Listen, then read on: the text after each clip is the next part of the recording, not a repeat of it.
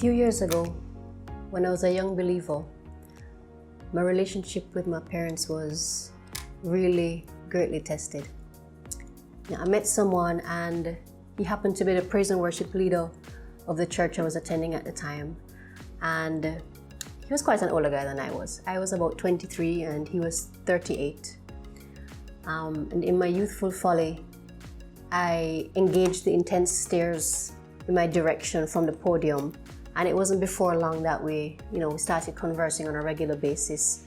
After church, on the phone, pretty much any opportunity that we got. But this wasn't lost at all on my parents. They picked up on it pretty quickly and they swiftly addressed the situation. In fact, they didn't just frown upon it.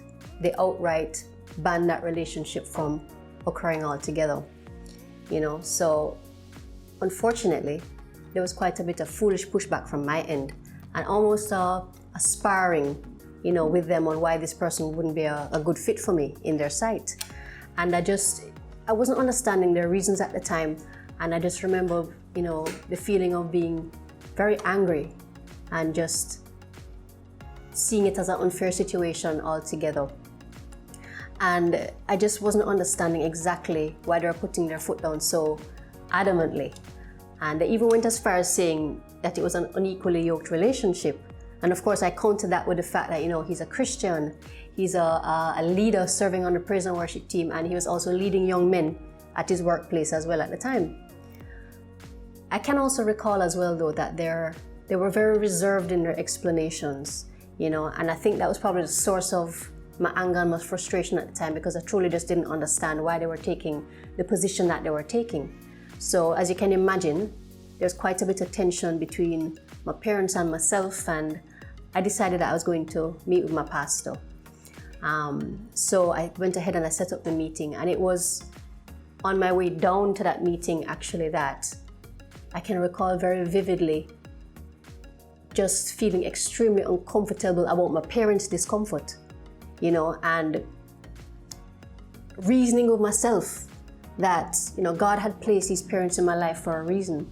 And up until that time, they were extremely supportive of me, and, they had safely directed me, in my life up to that moment.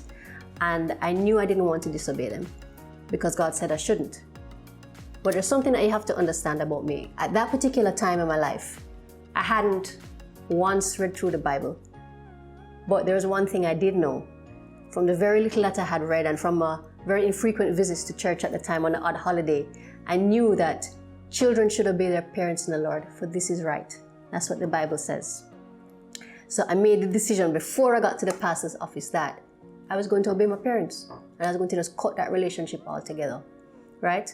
I still went to the meeting all the same, and bless God, the pastor concurred with my thoughts. So said, so done. I moved on pretty quickly, and so did he, because in a matter of months, he was already engaged to somebody else, and that seemingly didn't work out either for him.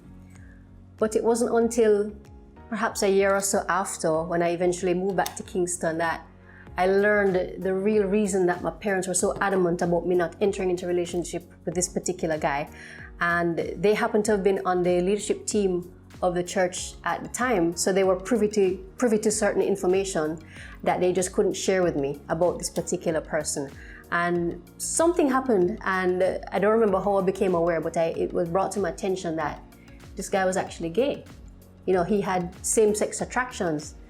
And at one time in all our conversations, did he ever confess to me or even share with me these particular struggles, So there I was, a young lady, potentially walking into a deceptive situation, And it's to this very day that I'm still thanking God. I'm still thanking God for knocking some sense into my brain and for really putting that discomfort in my life.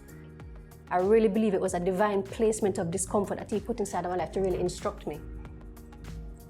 And of course, I'm appreciative and very thankful to my parents as well for their insistence in the situation. Because I know that I was saved from a whole lot, from just deep hurt and just damage altogether, The topic of relationships, I'm convinced, must be spoken on a regular basis, because it's a very powerful go-to tool for the enemy to really bring the people of God, especially young women like me,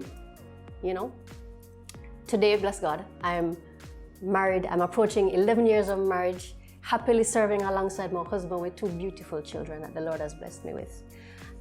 You may be a young lady today, considering a relationship, truly wanting to discern God's leadership in your life.